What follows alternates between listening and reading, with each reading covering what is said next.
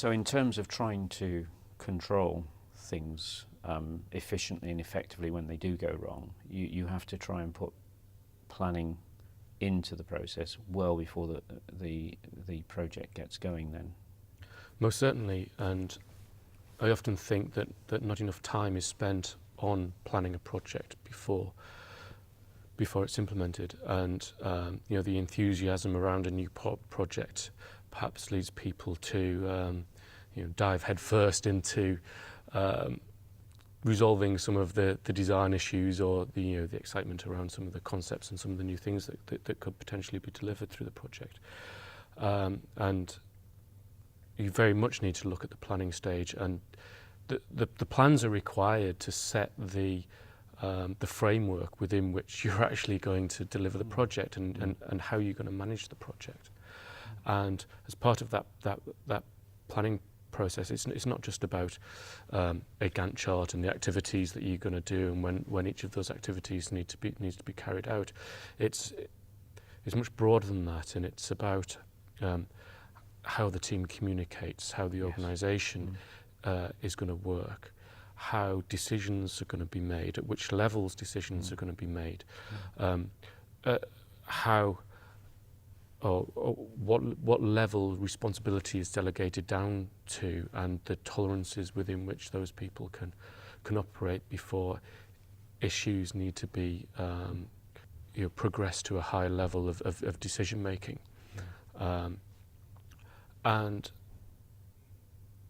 having that plan, having that framework in place affects all the things that we've been talking about. It sets the scene. It gives people within the project team the comfort that they know that the project is going in the right direction, that there is a direction for the project, that there is a structure for issues to get resolved, for risks to be debated and managed, and for decisions to be made. If none of that exists, if that framework doesn't exist, that plan doesn't exist, then it creates an environment where people have uncertainty about what's happening, the direction that things are progressing in, how and why some decisions are being made or not being made, as the case may be.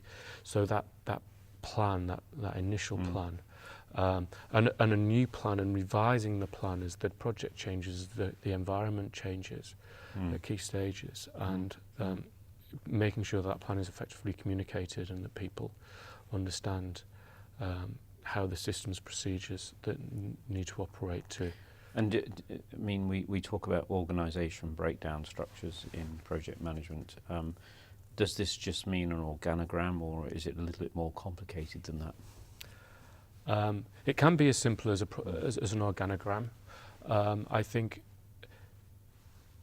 it depends what you're trying to communicate through the organisation. If you're an organisation and an organisation chart that would look at communication within a project team, would be very different to an organisation diagram or the organisation that you use for decision making, for example. So a traditional family tree hierarchy might be more suitable to the decision making authority and where issues need to be. Do extranets bring a particular type of culture onto the project? They're a sort of repository, aren't they, of information. Does that sort of enhance, or does it sort of flatten these communication channels as such? It's almost like a complete network of it's going in and out, and someone takes it is.